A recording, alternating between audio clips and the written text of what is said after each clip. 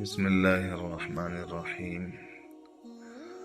قال النبي صلى الله عليه وسلم: من قام ليلتي العيد محتسبا غفر له.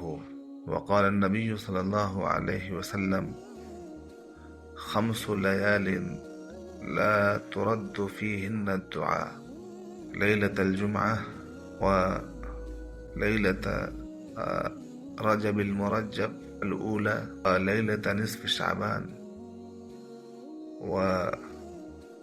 وليلتي العيدين. سامعین کرام، رمضان المبارک اختتام کو پہنچ رہا ہے اور چاند رات بالکل قریب ہے. چاند رات کی اہمیت ہمارے یہاں کیا ہے وہ ہم سب کے اوپر آیا ہے.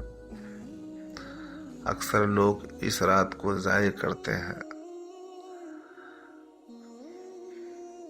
شاپنگ کرنے میں، عید کی تیاری میں، خریداری وغیرہ میں، بازاروں کے جانے اور آنے میں، اور خوش گپیوں میں وقت گزار دیتے ہیں کہ اب تو چاند رات ہو گئی. حالانکہ یہ رات جو ہے بہت اہمیت کی حامل ہے. یہ مغفرت کی رات ہے. پورے مہینے جو ہم اعمال کرتے ہیں تو اس رات میں مزدوری ملتی ہے ہمیں. کوئی آدمی پورے دن کام کرے اور پھر اپنی مزدوری شام کو چھوڑ دے تو یہ عقل کے خلاف ہے. حدیث شریف کے اندر حضور صلی اللہ علیہ وسلم نے بڑی فضیلتیں بتائی ہیں اس رات کی. فرمایا کہ یہ رات جو ہے انعام کی رات ہے، لیلۃ الجائزہ.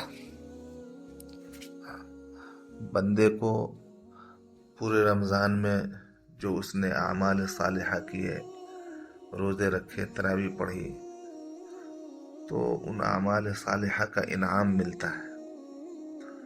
اب انعام سے ہم محروم ہوں یہ تو افسوس کی بات ہے. در حقیقت یہ رات جو ہے چاند رات دعا کی رات ہے.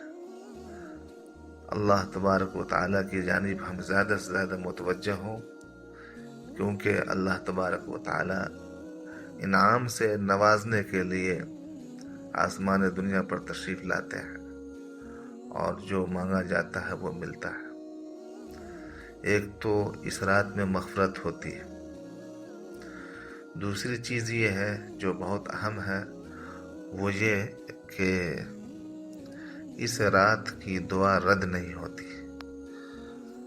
اس رات کو دعائیں قبول ہوتی ہیں. نبی پاک صلی اللہ علیہ وسلم نے فرمایا کہ 5 راتیں ایسی ہیں جن کی دعائیں رد نہیں ہوتی. ایک لیلۃ الجمعہ، جمعہ کی رات، یعنی جمعرات کے بعد جو رات آتی ہے. دوسرے رجب کی 1 تاریخ کی رات، اور تیسرے نصف شعبان کی رات، اور چوتھے عید کی رات، اور 5ویں عید الاضحیٰ کی رات. تو یہ 5 راتیں بہت قیمتی ہیں. رمضان المبارک کی عید کی رات یعنی چاند رات جو ہے بہت محترم ہے اور قابل قدر ہے.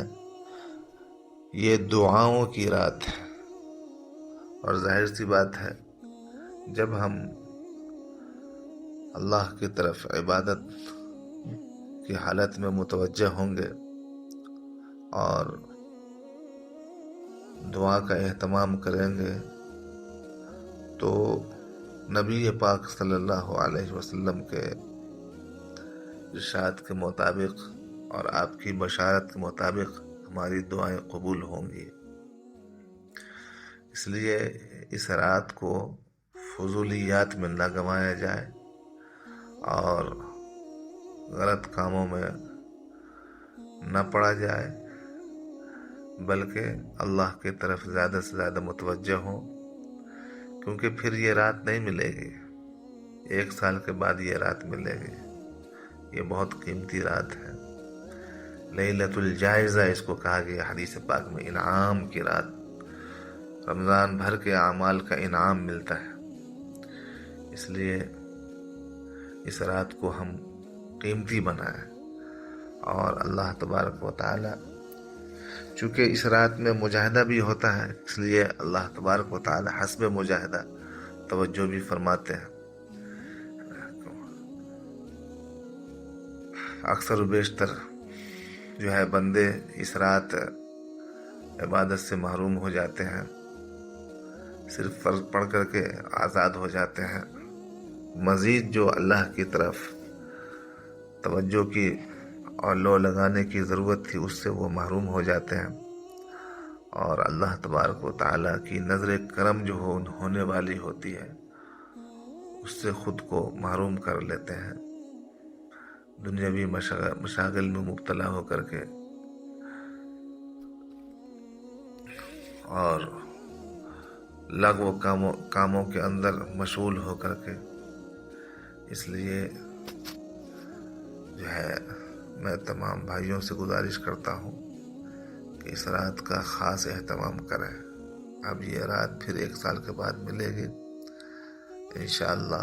پھر عید کے دن آپ آزاد ہو جائیں گے.